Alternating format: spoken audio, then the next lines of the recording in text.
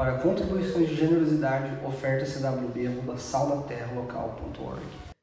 Então é isso, gente. Nós chegamos no penúltimo sermão da primeira temporada da nossa série em Eclesiastes, A Vida Debaixo do Sol. Este e o próximo sermão, eles vão fechar a primeira metade de exposições desse livro, né? E depois nós vamos entrar na nossa estação da Quaresma. Mas, por isso, né? Por já estar se aproximando aí da gente fechar essa primeira temporada, eu gostaria de recapitular um pouco do que nós já vimos até aqui na nossa série. No nosso primeiro episódio, nós refletimos um pouco sobre a constatação, a conclusão do pregador, né, de Correleto. Tudo é vaidade, ou seja, tudo é revel, essa palavra em hebraico difícil de a gente traduzir, né? A gente poderia usar aí como sopro, fumaça, algo que é transitório, passageiro. Então, segundo o pregador, a vida humana está sobre essa condição. Por isso, o sábio ele vai afirmar: não há nada de novo debaixo do sol. Nada nesse plano, por assim dizer, que possa superar essa realidade de transitoriedade. O que foi, é o que há de ser, e o que se fez, isso se tornará a fazer.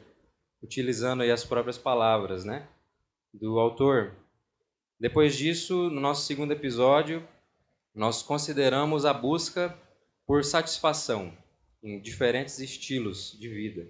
Racionais, irracionais, fúteis, inflexíveis. A gente viu os prazeres das possessões, do saber, da construção para o futuro.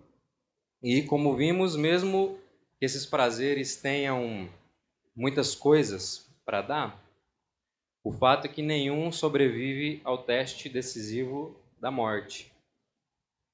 Por isso, para encontrar alguma coisa, né, que o tempo não desfaça, a gente ainda precisa procurar em outro lugar. E até mesmo quando a gente olha o próprio tempo, como foi apresentado no capítulo 3, nosso terceiro episódio, a gente viu o quão implacavelmente ele nos leva sobre algumas correntezas que são mais fortes do que nós, né? Nós não somos donos das nossas próprias circunstâncias, nem sequer podemos nos orientar dentro delas.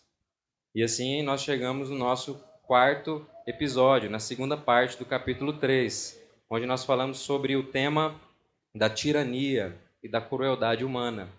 Um fato tão amargo e difícil, como nós vimos, que acaba transformando a morte não mais no nosso último inimigo, como apresentado no capítulo 2, mas no nosso último amigo, o último amigo que nos resta. Eu gostaria até de relembrar esse versículo, Eclesiastes capítulo 4, versículo 2, onde o pregador diz o seguinte: pelo que tenho, por mais felizes os que já morreram, mais do que os que ainda vivem.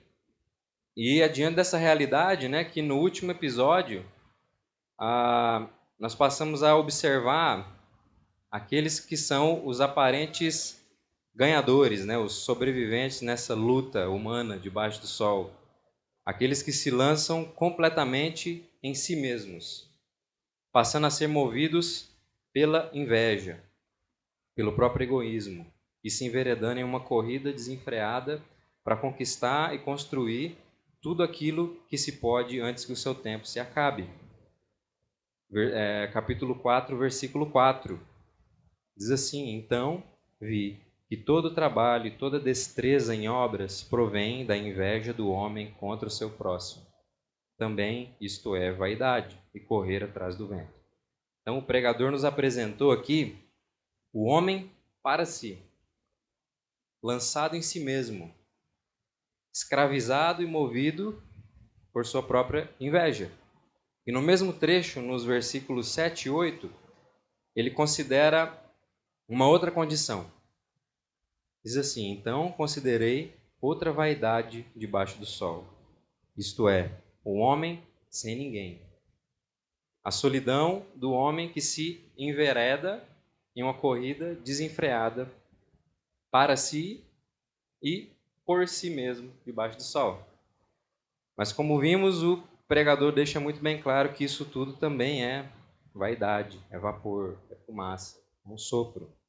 E é nesse ponto que nós chegamos ao trecho de hoje, onde em resposta a essa corrida desenfreada, movida pela inveja, pelo egoísmo, onde muitos se lançam em uma jornada solitária e egocêntrica, que o pregador vai desenvolver algumas reflexões, máximas e verdades, alertando a congregação dos perigos de se conduzir a vida de maneira autorreferente, autocentrada.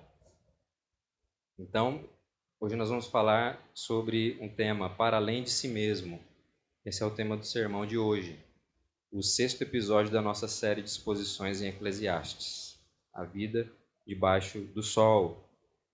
Então, é preciso viver para além de si mesmo. E é para nos ajudar a cultivar uma sabedoria que nos leve para além de nós mesmos, que o pregador vai dizer o seguinte à congregação. Eclesiastes 4, a partir do versículo 9 até o capítulo 5, versículo 12. Algumas reflexões, máximas e verdades do pregador. Ele diz assim: melhor é serem dois do que um, porque tem melhor paga do seu trabalho. Porque se caírem, um levanta o companheiro. Ai, porém, do que estiver só, pois caindo não haverá quem o levante. Também, se dois dormirem juntos, eles se aquentarão, mas um só, como se aquentará? Se alguém quiser prevalecer contra um, os dois lhe resistirão. O cordão de 3 dobras não se rebenta com facilidade.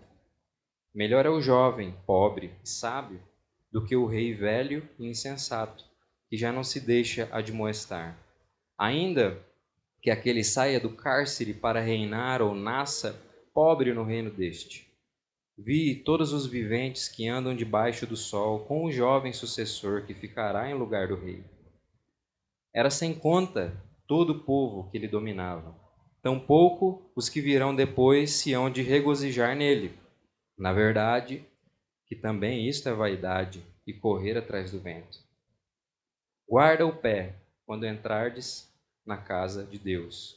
Chegar-se para ouvir é melhor do que oferecer sacrifícios de tolos, pois não sabem que fazem mal. Não te precipites com a tua boca, nem o teu coração se apresse a pronunciar palavra alguma diante de Deus, porque Deus está nos céus e tu na terra. Portanto, sejam poucas as tuas palavras, porque dos muitos trabalhos vêm os sonhos e do muito falar, palavras nécias. Quando a Deus fizeres um voto, não tardes em cumpri-lo, porque não se agrada de tolos. Cumpre o voto que fazes. Melhor é que não votes do que votes e não cumpras. Não consiste que a tua boca te faça culpado, nem digas diante do mensageiro de Deus que foi inadvertência. Por que razão se iraria Deus por causa da tua palavra a ponto de destruir as obras das tuas mãos? Porque, como na multidão dos sonhos há vaidade, assim também nas muitas palavras. Tu, porém, teme a Deus. Se vires em alguma província a opressão de pobres e o roubo em lugar do direito e da justiça, não te maravilhes de semelhante caso, porque o que está alto tem acima de si outro mais alto que o explora, e sobre estes há ainda outros mais elevados que também exploram. O proveito da terra é para todos, até o rei se serve do campo. Quem ama o dinheiro jamais dele se farta, e quem ama a abundância nunca se farta da renda. Também isto é vaidade.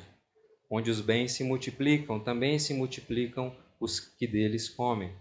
Que mais proveito, pois, têm os seus donos do que os verem com seus olhos? Doce é o sono do trabalhador, quer coma pouco, quer muito, mas a fartura do rico não o deixa dormir. Vamos orar? Deus, quero te agradecer pela sua palavra. Muito obrigado, Senhor, porque o Senhor nos dá a oportunidade de estarmos aqui mais uma vez, sendo orientados por ela.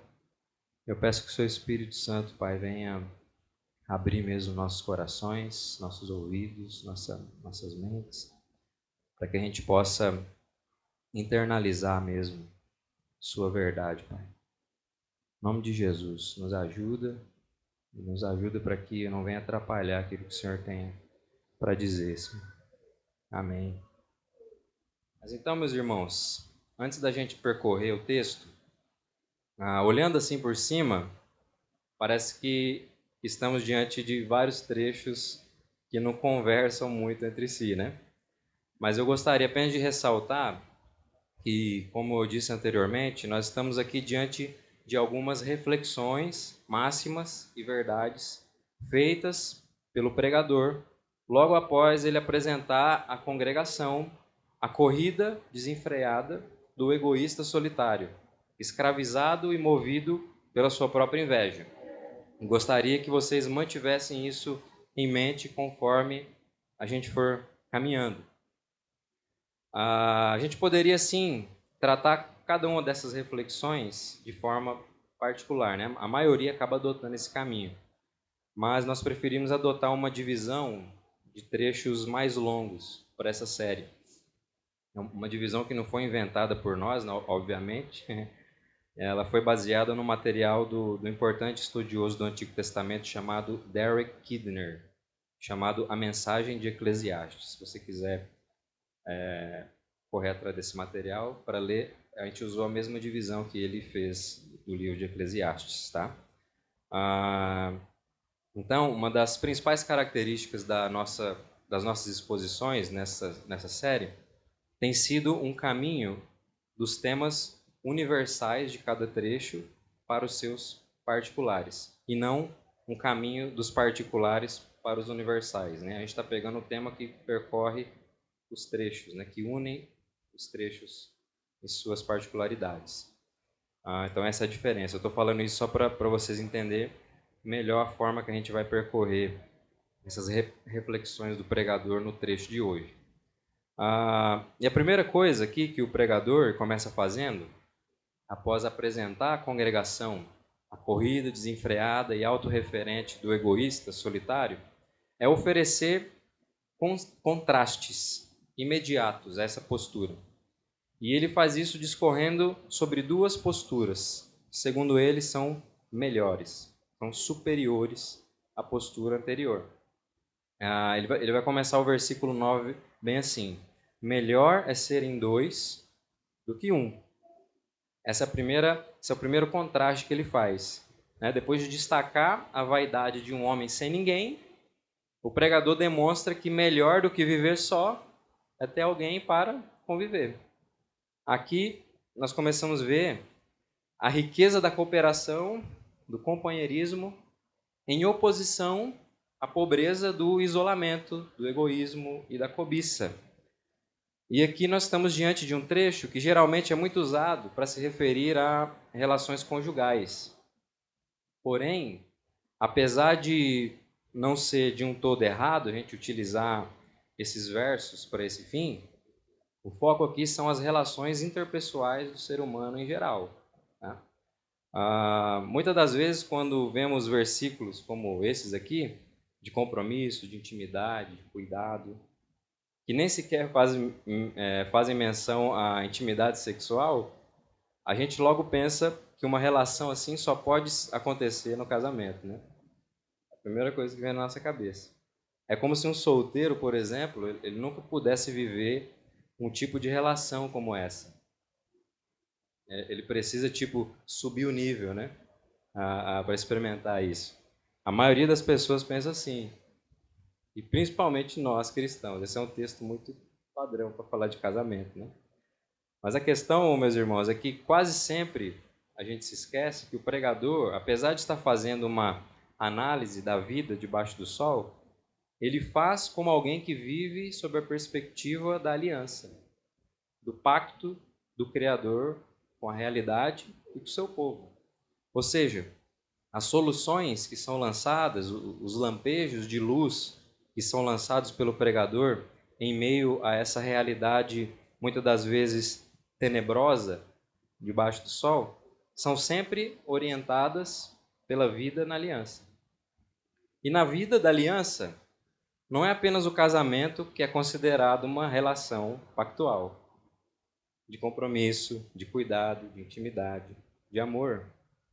Estruturalmente, ou seja, aquilo que foi definido na ordem criacional, todas as relações humanas devem refletir uma realidade pactual, na verdade, uma realidade de aliança. O que precisamos diferenciar são as estipulações pactuais distintas de cada relação.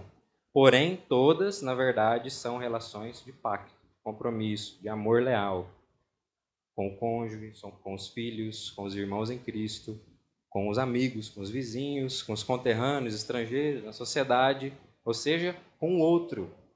E também com o mundo de Deus, com a própria criação. Também é um tipo de relação pactual, de compromisso. Relações pactuais, estipulações distintas para cada uma delas, porém todas refletindo a estrutura pactual das relações humanas. Faz parte de quem nós somos, de como o Criador estruturou o seu mundo. Por isso é importante, porque caso contrário, a gente vai continuar pensando que pacto é só no casamento. E a gente vai continuar tratando os nossos solteiros como pessoas incompletas, né? Que nunca vão experimentar, por exemplo, compromisso de verdade enquanto eles não se casar.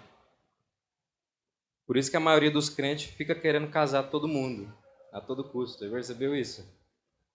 A gente é assim, gente. Eu confesso que eu sou assim também. Só que nem todas as pessoas vão se casar, né? E a Bíblia deixa isso muito bem claro, essa realidade muito bem clara. Então que Deus nos ajude a parar com isso, né? Todas as relações humanas precisam refletir compromissos pactuais. Isso é um parâmetro estrutural criado e sustentado pelo Deus triuno. Por isso o pregador compartilha essa reflexão com a congregação. Não é só para falar de casamento, para falar das relações humanas em geral. E por que ele compartilha isso, né? Porque muito melhor do que reter a própria vida para si é ter com quem compartilhá-la. Algo completamente coerente com a estrutura relacional e responsabilidade social inerente do homem como imagem e semelhança de Deus.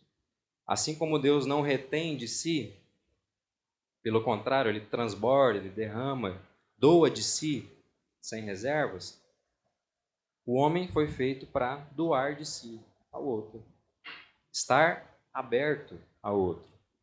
Isso é interessante porque muitas das vezes nós pensamos que doar de nós mesmos, estarmos abertos ao outro, é um movimento de subtração, de perda. Mas, segundo o pregador, o que acontece é justamente o contrário. E ele vai dar alguns exemplos práticos disso. Ele vai falar sobre uma melhor produtividade no trabalho, lá no versículo 9, né? Tem melhor paga do seu trabalho. Ele vai falar sobre uma maior força em tempos de crise, versículo 10, porque se caírem, um levanta o companheiro. E ele ainda vai enfatizar, ai porém do que estiver só, pois caindo não haverá quem o levante. Ele também vai falar sobre o melhor conforto, ou até mesmo a sobrevivência em uma situação adversa, como o frio, por exemplo. Lá no versículo 11, ele vai falar também, se dois dormirem juntos, eles se aquentarão, mas um só, como se aquentará? Opa, aqui é casamento, né? A maioria vai perguntar, aqui é casamento, quem vai ficar se esquentando, né? Só que, na verdade, o pregador, ele tem em mente aqui o viajante que está atravessando um deserto. É isso que ele tem em mente aqui. O deserto é frio à noite. E se um viajante estiver caminhando sozinho, ele pode até mesmo morrer de frio. É bem complicado. Porém, se ele tem um companheiro, a realidade é diferente. Por exemplo, uma coisa muito comum em viagens no deserto, nos tempos do pregador, era os viajantes dormirem com as costas encostadas uma na outra para eles poderem se esquentar durante a noite. É nesse tipo de cenário aqui que ele está pensando, tá? Só que não somente o frio, né? O pregador continua e ele também vai falar sobre proteção, lá no versículo 12.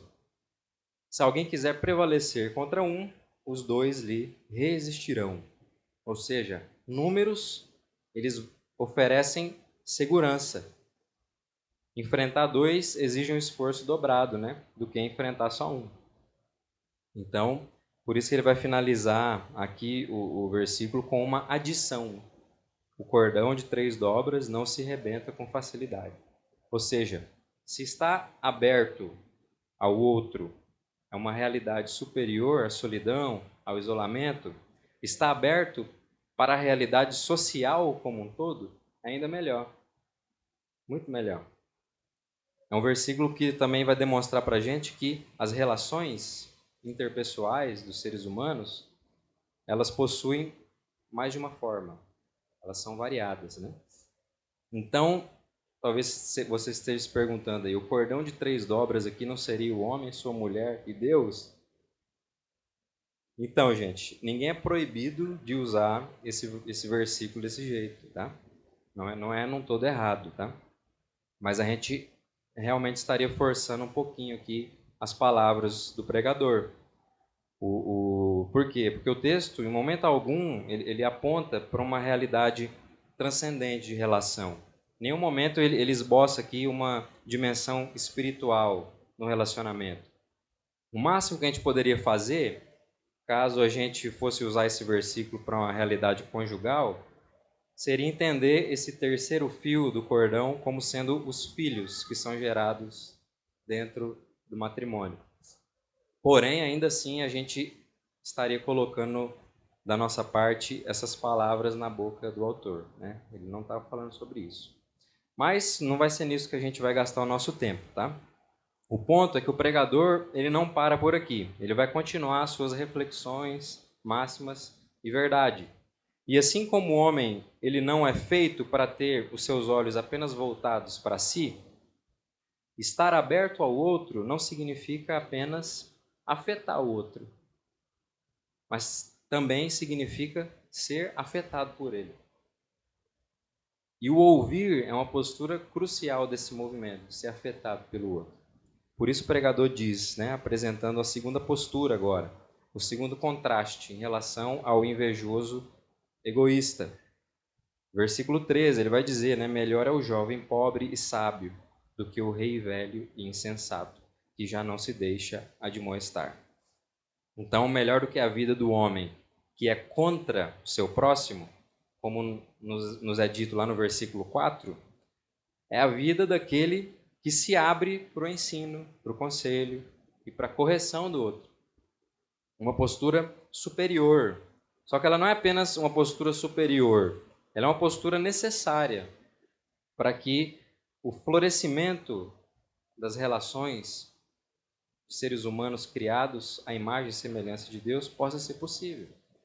É preciso estar aberto, ser afetado pelo outro, para que gere esse fluxo de relacional, assim como acontece no seio da Trindade. Deus cria os seres humanos para esse tipo de relação. Isso é totalmente necessário para o florescimento das nossas relações. Só que, por outro lado, esse florescimento, esse ganho temporal que é obtido através dessa postura, ele não pode ser visto também como um fim em si mesmo. Até porque o jovem sucessor do velho rei, ele também acabou experimentando, no final, o desprezo dos seus súditos. Versículo 16, né? Era sem conta todo o povo que ele dominava. Tampouco os que virão depois se hão de regozijar nele. Na verdade que também isto é vaidade e correr atrás do vento.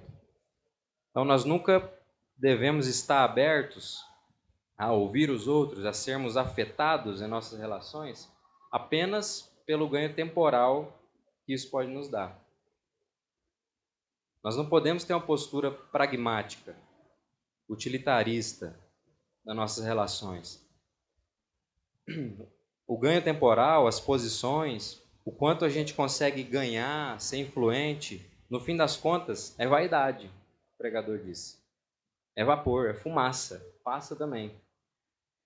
Então, a nossa postura de abertura ao outro, de sermos abertos a ser afetados pelo outro, não pode ser usada como um caminho para a concepção humana de sucesso na vida. Eu ouço as pessoas, por isso eu sou um bom líder, né? Tipo assim, não, eu me deixo corrigir, por isso eu sou um bom gestor. E por aí vai, né? Só que, meus irmãos, nossas posições nessa vida, os frutos temporais que a gente cultiva aqui, eles são passageiros. Hoje nós estamos desfrutando disso aqui, amanhã a gente já não está mais, amanhã a gente já não tem. Então a gente não pode orientar nossas relações tendo como finalidade o ganho que elas vão nos dar. Isso é errado também. Se a gente conduzir nossas relações apenas com fins pragmáticos, utilitários, enxergando o outro apenas naquilo que ele pode ser útil para a minha vida, a gente vai estar correndo atrás do vento. A gente vai estar vivendo somente a vaidade. Então, é preciso estar aberto para o outro, porque para isso que a gente foi criado. Entende? E viver, adotar essa postura no mundo, não é simplesmente porque nos dá certos ganhos temporais, mas porque, em última instância, glorifica ao Deus que nos criou e que sustenta a nossa existência, nossas vidas. É por isso. É preciso estar aberto ao outro, porque, antes de tudo, não é diante do outro que a gente está, mas diante de Deus, do Deus Pai Todo-Poderoso, Criador dos céus e da terra. É diante dele que nós estamos, em última instância. É diante dele que nós estamos e é por ele, por meio dele e para ele que nós vivemos. Então, se nós temos resistência para adotar uma postura genuína de abertura, de sermos afetados genuinamente pelo outro, nossa resistência, meus irmãos, na verdade não é com o outro. Nossa resistência é com o próprio Deus. É porque não estamos, na verdade, genuinamente abertos para sermos afetados pelo próprio Deus. Essa é a questão. Nós temos dificuldades para ouvir Ele. E se a gente tem dificuldade para ouvir e para ser afetado pelo Deus que nos criou, nós vamos ter grandes dificuldades de saber quem nós somos, como devemos conduzir a vida debaixo do sol, as relações com o mundo de Deus e com os nossos semelhantes. E, diante dessas verdades, não deveria ser estranho o pregador começar o capítulo 5 justamente com orientação sobre a postura da congregação diante de Deus. Versículo 5. Capítulo 5, versículo 1. Guarda o pé quando entrares na casa de Deus. Chegar-se para ouvir é melhor do que oferecer sacrifício de tolos, pois não sabem que fazem mal. Então, isso é um versículo que vai nos ajudar também a se lembrar que é ao povo de Deus que são dirigidos as palavras do pregador. Ele se dirige àqueles que têm o costume de se reunir em culto a Deus. Senão ele não fazia sentido ele estar falando isso aqui, né? E nesse trecho ele vai trazer algumas orientações para aqueles que gostam de cantar, de ir para a igreja, mas que geralmente ouvem Deus apenas com um ouvido só, né? E nunca conseguem se comprometer com aquilo que é de fato ordenado por Deus. Pessoas que se achegam diante de Deus tão cheias de si mesmas que nunca conseguem ouvir aquilo que Ele diz acerca de si mesmo, acerca delas mesmas. E por causa disso, acabam se esquecendo de quem são e de quem Deus é. Versículo 2, né? Não te precipites com a tua boca, nem o teu coração se apresse a pronunciar palavra alguma diante de Deus, porque Deus está nos céus e tu na terra. Portanto, sejam poucas as tuas palavras. Deus está nos céus e nós na terra. Ele é o Criador e nós, as suas criaturas. E nós somos criaturas feitas, criadas para um fim específico, criados para relações específicas no mundo de Deus. Por isso nós precisamos colocar diante dele constantemente para nos alinhar a essa realidade, a como tudo isso funciona.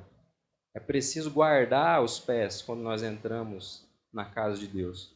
Temos consciência do porquê que Deus reúne religiosamente o seu povo. O culto a Deus, a gente precisa sempre lembrar, gente, não é, antes de qualquer coisa, o lugar para se expressar, simplesmente. Não é isso. Mas sim o lugar para nós sermos formados através das dinâmicas culticas estabelecidas pelo próprio Deus ao seu povo. Por isso, culto ele deve ser menos expressivismo humano e mais verdade de Deus revelada. É isso. Tem mais a ver com submissão do que com mera expressão diante de Deus. Por quê? Porque do muito falar, ou a gente poderia dizer, do muito se expressar, é que vem as palavras tolas, ou as expressões tolas, vazias. É o que nos mostra o versículo 3, né, do capítulo 5. Porque dos muitos trabalhos vêm os sonhos, e do muito falar, palavras nécias. E é exatamente, e isso é extremamente perigoso, porque são nesses cenários que a gente acaba se comprometendo com aquilo que a gente não pode cumprir. Quando não nos submetemos a ouvir aquilo que Deus tem a dizer a respeito de si mesmo e a respeito de nós, e o culto é o lugar central desse movimento, a gente vai estar sempre confuso sobre quem a gente é e sobre o nosso papel no mundo. E se a gente está confuso sobre quem Deus é e sobre quem nós somos e sobre o nosso papel no mundo, nós vamos sempre estar enfiando os pés pelas mãos a respeito daquilo que nos comprometemos a fazer e com aquilo que de fato nós podemos cumprir. Não nos conhecemos porque não paramos para ouvir o que o Criador tem a dizer a nosso respeito. Esse é o ponto. O pregador chama a atenção da congregação nesse ponto porque a nossa postura diante de Deus, um culto público a Ele, diz muito sobre como é a nossa postura diária diante dele. Diz muito. E a nossa abertura para o outro, em afetarmos e sermos afetados pelo outro, em geral, é apenas um reflexo do quanto nós nos abrimos e somos afetados pelo próprio Deus. Então é preciso aprender sobre como nos colocamos diante do Senhor. É preciso falar menos e ouvir mais. Menos expressivismo vazio e mais submissão formativa. Estejamos atentos aí às firmes exortações do pregador, que ele faz nos versículos 4 e 5. Quando a Deus fizeres algum voto, não tardes em cumpri-lo, porque não se agrada de tolos. Cumpre o voto que fazes. Melhor é que não votes do que votes e não cumpras. A Escritura, de um todo, assim, não nos proíbe de fazer votos a Deus. Isso precisa ficar claro. Por exemplo, o Salmo 76, 11 vai dar um exemplo disso. Por exemplo, lá diz assim, fazei votos e pagai-os ao Senhor vosso Deus. A questão que a Escritura nos proíbe é de fazer votos tolos. Essa é a proibição.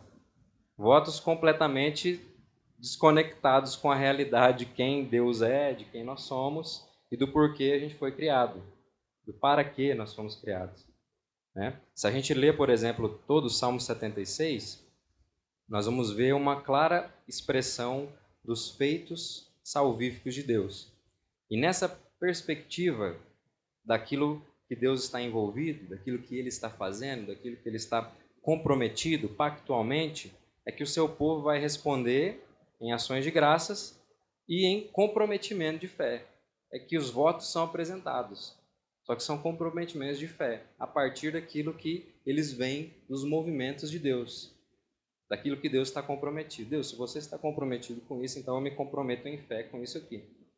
Entende? É diferente. É um passo de fé, né? Então, é desse contexto que surgem os votos sábios, e não tolos. Caso contrário, né, como nos diz o pregador, é melhor que não votes do que votes e não cumpra. Se a gente não tem consciência de quem Deus é, com o que ele está envolvido, com o que ele está comprometido pactualmente, então é melhor a gente não se comprometer com nada. A gente vai acabar enfiando os pés pelas mãos. Então guarda o pé quando entrardes na casa de Deus. Ele está no céu e nós na terra. Ele é o Criador e nós, as suas criaturas. Nós precisamos ouvir a Ele, nos submeter a Ele, para entender quem Ele é e em que Ele está nos envolvendo de fato nesse mundo. Só que para isso a gente precisa falar menos e ouvir mais, nos expressar menos e nos submeter mais, responder mais. Culto é isso. Deus fala e a igreja responde. Isso que é o culto. Então, resposta. Entende? Expressar menos, responder mais. Esse é o ponto central. Por quê, gente? Para que as nossas bocas não nos façam culpados. Né? O versículo 6 vai dizer isso. E para que nós não nos tornemos como o sonhador excessivo, né? Que nunca vive a realidade, que diz lá no versículo 7. Nós somos chamados ao temor do Senhor. E o que isso significa?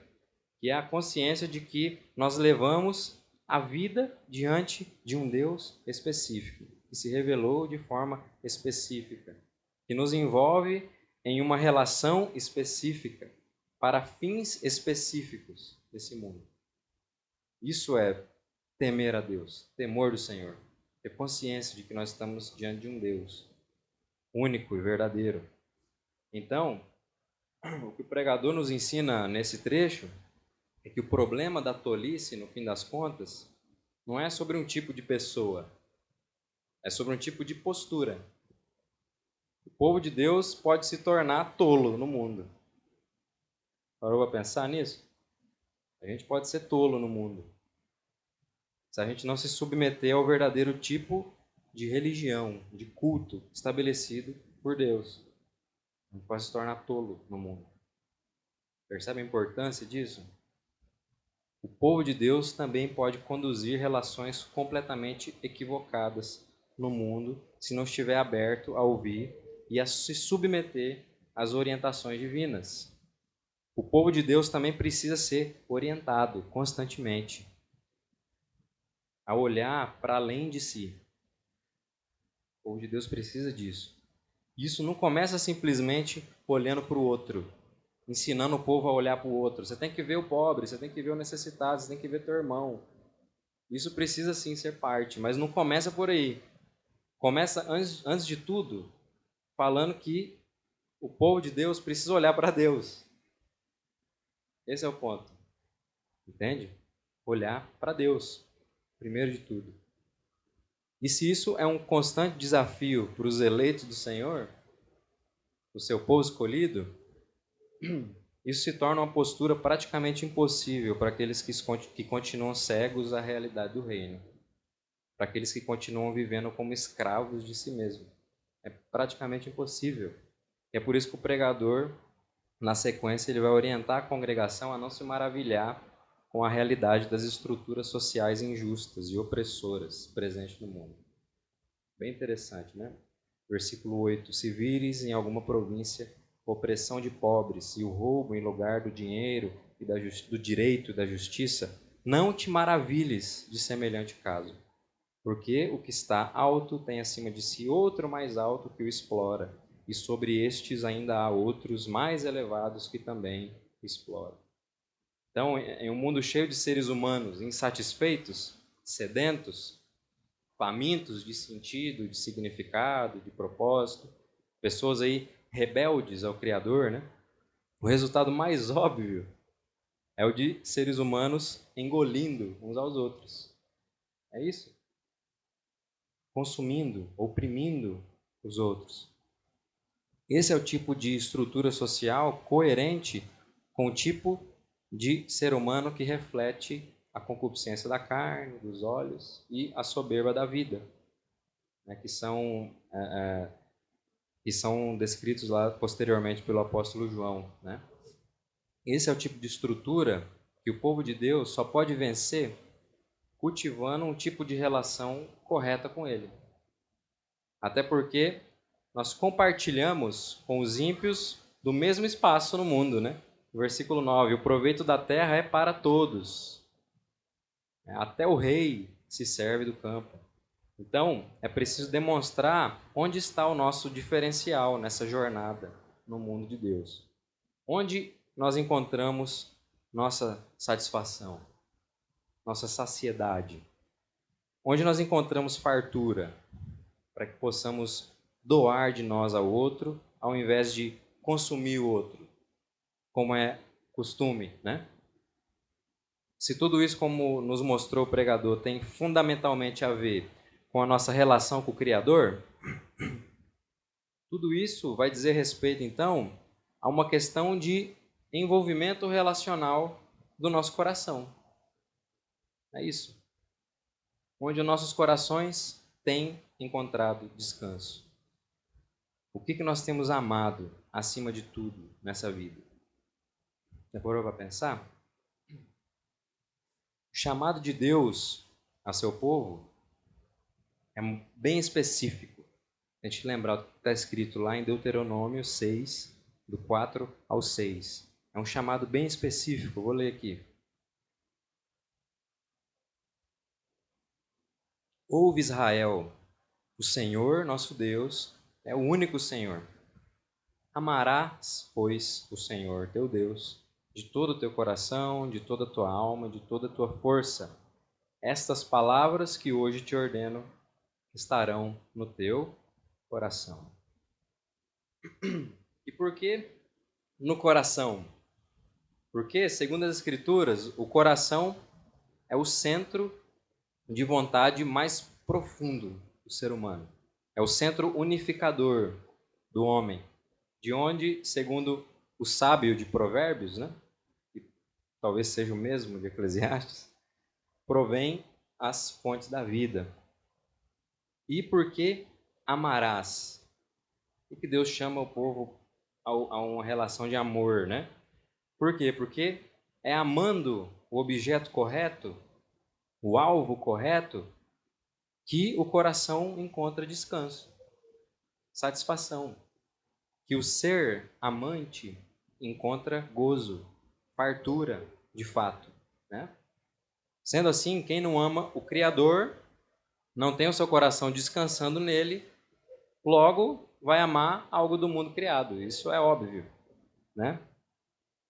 Ele vai ter o seu coração ancorado naquilo que é mais valioso, segundo a perspectiva debaixo do sol. E o que mais representa segurança nessa vida? Senão as riquezas, por exemplo. Os bens materiais, os recursos, o dinheiro, né? O que poderia representar mais esse algo valioso debaixo do sol? E o que significa ter o seu coração, o seu amor, abraçado às riquezas materiais? Amando ao dinheiro acima de tudo. O versículo 10 vai nos mostrar, né? Quem ama o dinheiro jamais dele se farta. E quem ama a abundância nunca se farta da renda. Também isto é vaidade. Então, quem ancora o seu coração em outra coisa que não seja o Deus Criador, o único Deus, o único Senhor, jamais se farta. Jamais encontra saciedade, satisfação.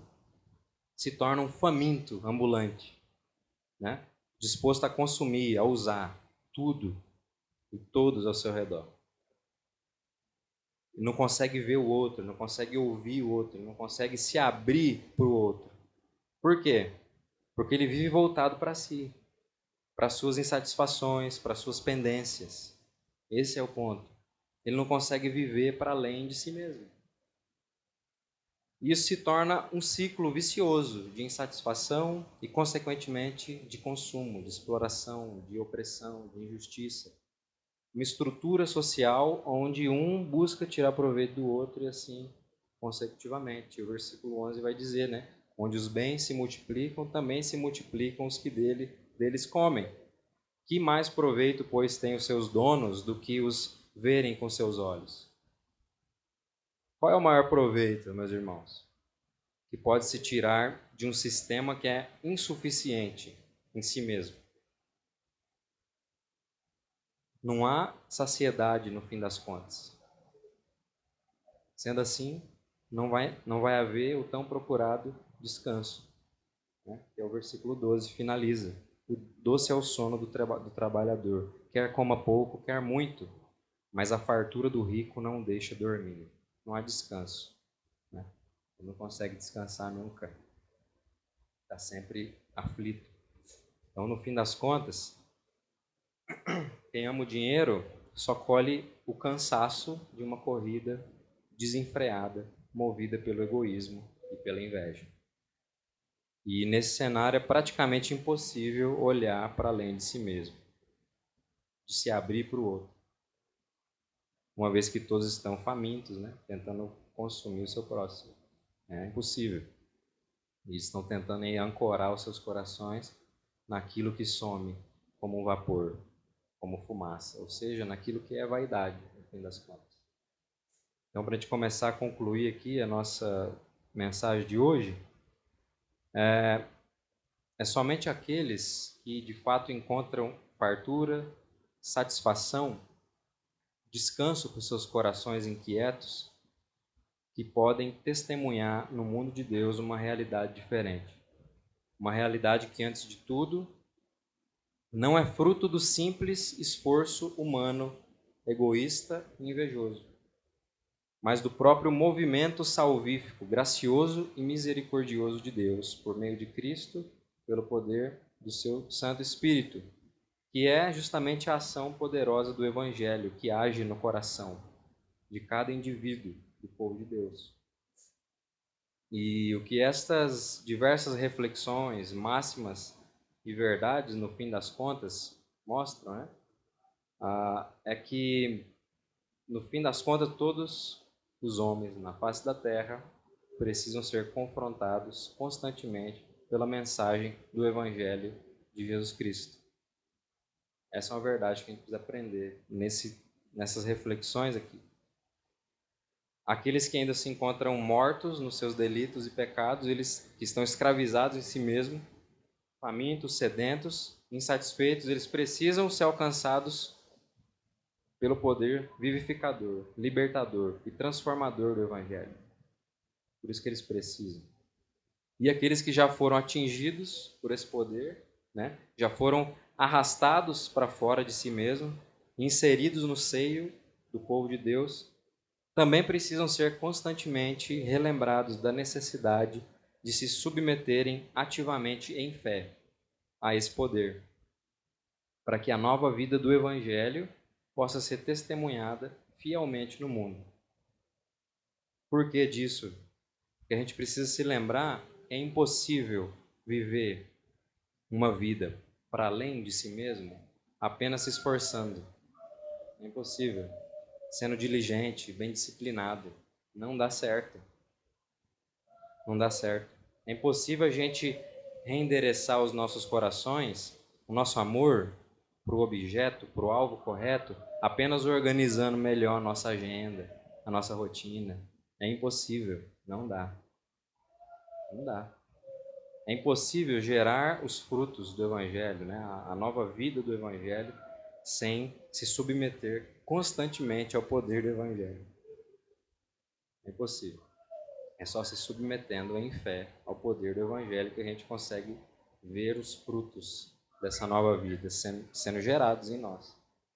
Eu gosto muito de algo que o Timothy Keller fala, de que o resultado de se tentar produzir em nossas vidas, através dos nossos próprios esforços, aquilo que só o Evangelho pode produzir, sempre será irritação e frustração. Isso que ele fala, eu acho muito interessante. É o máximo que a gente consegue produzir pela força do nosso braço. Irritação e frustração.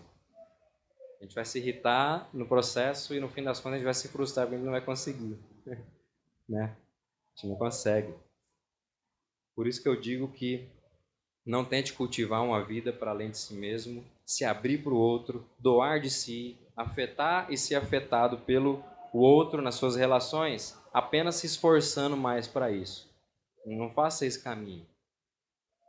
Lembre-se, né? Você só vai se irritar e se frustrar nesse processo. Vamos nos lembrar, né, do que a gente aprendeu hoje com o pregador. O nosso problema para ver, ouvir e sermos afetados pelo outro não é, na verdade, com o outro. É, na verdade, um problema de ver, ouvir e ser afetados pelo próprio Deus. Esse ponto. Então, o que nós precisamos é ouvir as palavras que saem da boca do Senhor. Isso que nós precisamos. Essas palavras que vêm em nossa direção, que nos afetam, ouvir a boa notícia que Ele nos comunica e se apropriar disso em fé. É isso que nós precisamos. E parte dessa boa nova, que é importante para os desafios que a gente observou hoje, veio pela boca do nosso irmão apóstolo Paulo, na sua segunda carta à igreja de Corinto. 2 Coríntios 5, 14 a 17, ele diz assim: Pois o amor de Cristo nos constrange, julgando nós isto: um morreu por todos, logo todos morreram. E ele morreu por todos, para que os que vivem não vivam mais para si mesmos, mas para aquele que por eles morreu e ressuscitou. Assim que nós, daqui por diante, a ninguém conhecemos segundo a carne. E se antes conhecemos Cristo segundo a carne, já agora não o conhecemos deste modo. E se assim, se alguém está em Cristo, é nova criatura. As coisas antigas já passaram, eis que se fizeram novas. Então, se alguém, porventura, conheceu Cristo, né? Segundo a carne, segundo as suas próprias buscas, suas próprias tentativas, seus próprios esforços, né? Que a gente possa se lembrar, né? Que nós não conhecemos mais dessa maneira, né? Nós o conhecemos agora através do movimento dele em sua direção e pelo nosso movimento de fé em direção a ele, naquilo que ele está fazendo em nós, né? Essa nova criatura que ele está nos tornando e fazendo com que todos os nossos esforços vãos, nossos problemas, sejam coisas passadas e que a gente possa ver a sua imagem sendo formada em nós pelo poder do Espírito Santo de Deus. E assim, diante dessa nova realidade, né, que é conquistada e inaugurada por Cristo e compartilhada ao seu povo, eu vou concluir hoje com as palavras do mesmo apóstolo Paulo, só que agora lá na sua carta à igreja de Roma, né, Romanos 12, do 1 ao 3. Né, diante dessa nova realidade, dessa nova vida que Cristo nos comunica, que a gente pode desfrutar nele, por ele e para ele, Paulo vai dizer o seguinte, né? Rogo-vos, pois, irmãos, pelas misericórdias de Deus, que apresenteis o vosso corpo por sacrifício vivo, santo e agradável a Deus, que é o vosso culto racional. E não vos conformeis com esse século, mas transformai-vos pela renovação da vossa mente, para que experimenteis qual seja a boa, agradável e perfeita vontade de Deus. Porque, pela graça que me foi dada, digo a cada um dentre vós, que não pense de si mesmo além do que convém. Antes, pense com moderação, segundo a medida da fé que Deus repartiu a cada um. Amém? Então é somente segundo a medida da fé que o nosso Deus repartiu a cada um de nós, o movimento dele em nossa direção, que nós podemos pensar de nós mesmos com moderação. Nem grandes demais, nem pequenos demais. A medida correta, para que a gente possa testemunhar no mundo uma realidade de quem ama a Deus acima de todas as coisas. E uma realidade de quem tem os seus corações descansados nele, pela fé. Amém? Então, que o Senhor nos abençoe. Vamos orar. Deus, quero te agradecer, Pai, por mais esse culto, por mais esse momento onde nós podemos ser expostos à sua palavra. Muito obrigado, Senhor, porque o Senhor nos ensina a se derramar diante do Senhor em fé, se submeter ativamente em fé diante disso que o Senhor faz em nós. Nós pedimos, Pai, que o seu Espírito nos ajude a cada dia a se lançar, Pai, nessa relação com o Senhor, nessa relação de fé com o Senhor. Que a gente possa crer em Cristo, Pai, cada vez mais. Que a gente possa ver Cristo pelo poder do seu Espírito. Em nome de Jesus, Pai, que as suas palavras venham entrar nos nossos corações. Cada meditação, cada mensagem, cada conversa com nossos irmãos, que a gente possa de fato ter, Pai, mais do Senhor internalizado em nós. Nos ajuda a se abrir para o Senhor em fé, para que a gente possa se abrir para o outro, para que a gente possa ir para além de nós, Pai, para que a gente possa, Deus, testemunhar no mundo algo diferente da estrutura mais normal que existe por causa da queda, do pecado. Em nome de Jesus, Pai, nos ajuda, continua nos conduzindo. Em nome de Jesus. Amém.